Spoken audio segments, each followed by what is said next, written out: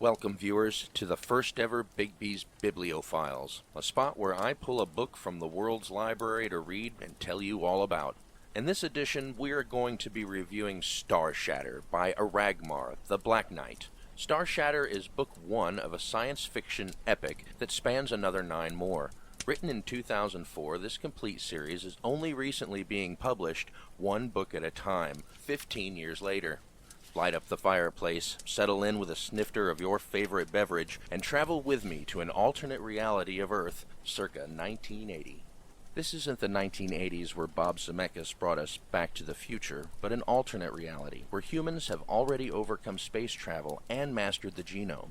In this reality, Rocky Marciano trains mech warriors from Asgard to face armies of alien slavers for fun and profit. This is a dimension where humans had faced insurmountable odds from extraterrestrial aggressors, and in order to stave off the waves of enemies, they resorted to uplifting the other species. The resulting society became an amalgam of anthropomorphic sentience spanning the spectrum, with rabbits farming watermelons, saber-armed tigers, and hamster engineers. While waiting some seconds for the system to boot, he quickly linked his suit's PDA to the backup console's wireless port and gave his own computer a command to search for the most recent HoloViewer records. If he was lucky, they would show him what exactly was the thing those Tazarans took from the command center. A couple of minutes later, with the station's backup operating system still not booting up, he decided to check what his own computer had managed to pull. He swiped over it, but the thing didn't react at all. It only showed him a pair of messages, "Do not disconnect," and "Downloading data package, 67% ready." He waited patiently, and when the download reached 100%, he dutifully disconnected his PDA from the wireless uplink.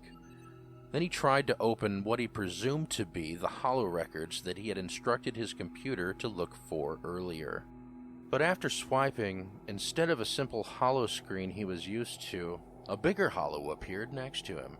It was in the form of a little girl, with pale light skin, long blonde hair, and blue eyes. She was wearing a strangely anachronistic blue dress and shoes, with long white socks covering the whole length of her legs. "Oh, hello." The hologram spoke in a cute, childish voice while looking around. "It seems the platform I've downloaded myself onto lacks the space for my advanced functions. Also, A single letter appeared on her finger, followed by a number. my program is degrading.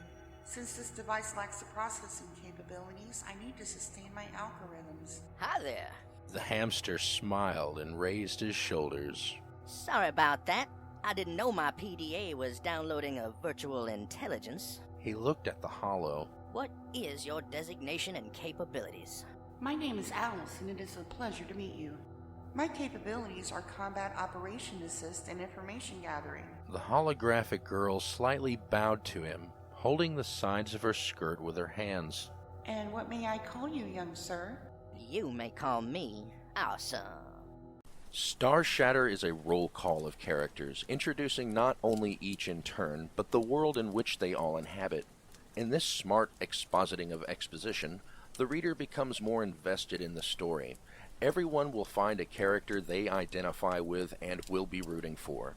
The author's strength really shines in his character development, as not only are they very distinct from each other, the way they overcome the challenges they face cultivates their place perfectly for the next installment.